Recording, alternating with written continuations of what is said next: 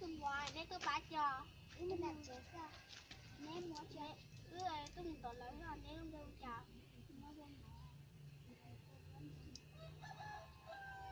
em nè tôi nó không thấy đâu sao nên xe biết chế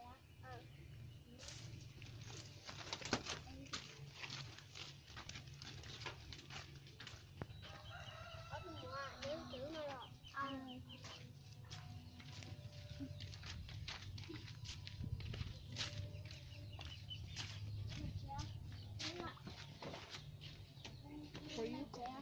nó nào tao rồi chế này có phải cái này sao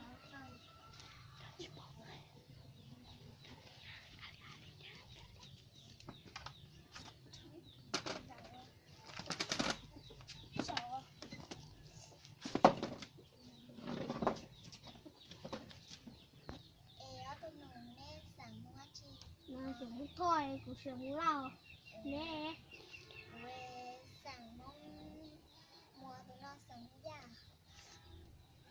em nó ta kia nè mua chi hả tôi chỉ nhớ trẻ thôi em nè tất cả nữ mù đó có cửa cả cơ khi là chơi ta kia mua đi chứ không trẻ em nè hấp tua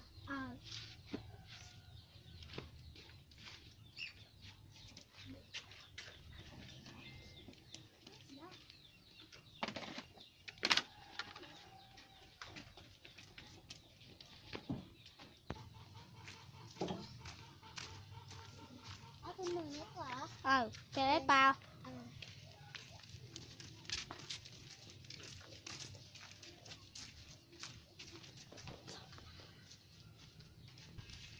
cái người ta hãy nó chơi ạ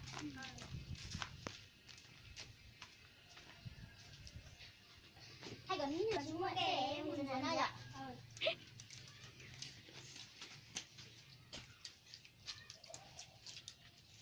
nào bếp bay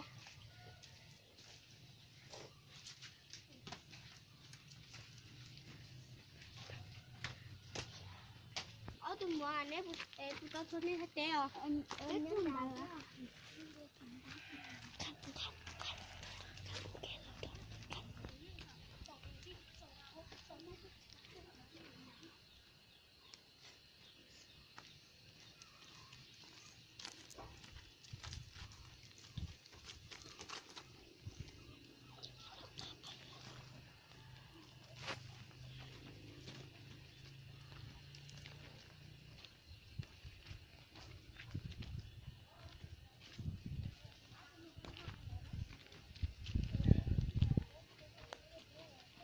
tốt rồi lý do mà còn đó là mà biết khác cái đó nó để thì tua đó khai sơ đúng chào nó trong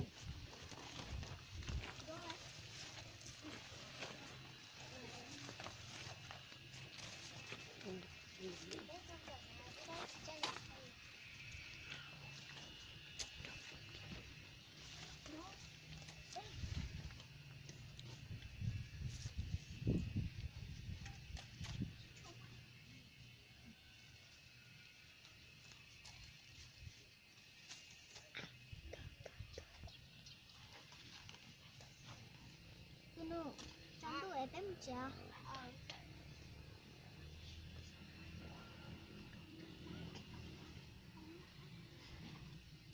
cái nu cũng mất lá em cũng mất lá sát rồi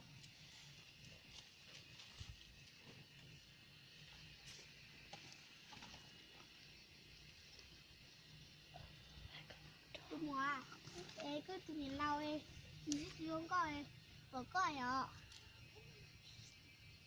ra rồi nhìn lâu đúng có của họ nhiều có á tôi nhìn lau đi không có coi được thế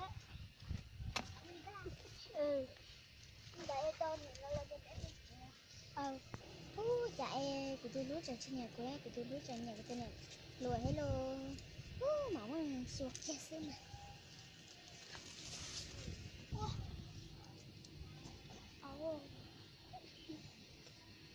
ở không được ạ. Lấy hẹn đi à?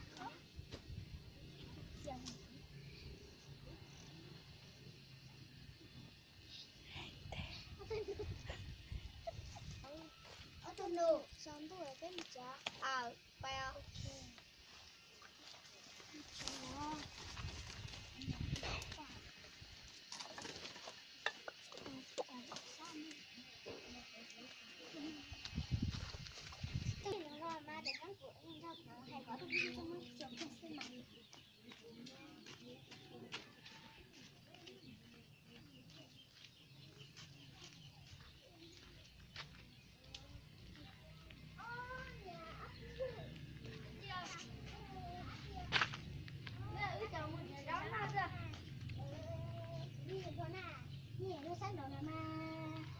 Của nó cho thằng lý mà để sao mà đọc kia sợ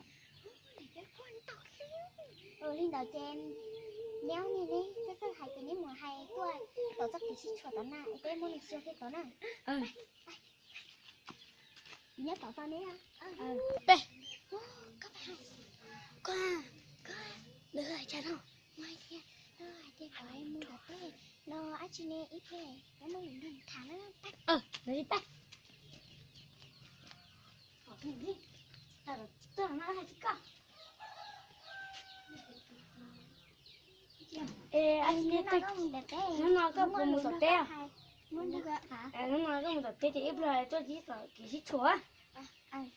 Đó, mình đã sư bả. Tôi tập bé à?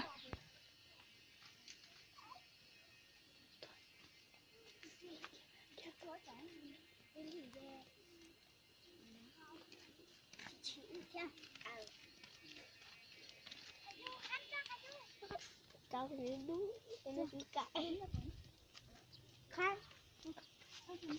Bây giờ có là nó Ê, nó có một cái nào? Ê, cái nhá gì này cơ? ôi chả có tao luôn nhớ, chỉ tao luôn nhớ, chả có phim trắng từ lần đâu.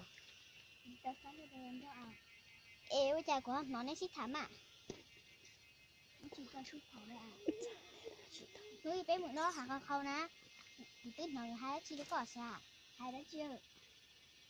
Tết nó kìa, rồi nhớ có tới nhận rồi mà. Sao nhận rồi? Sao mà đặt thầu ở nó có cái sợ?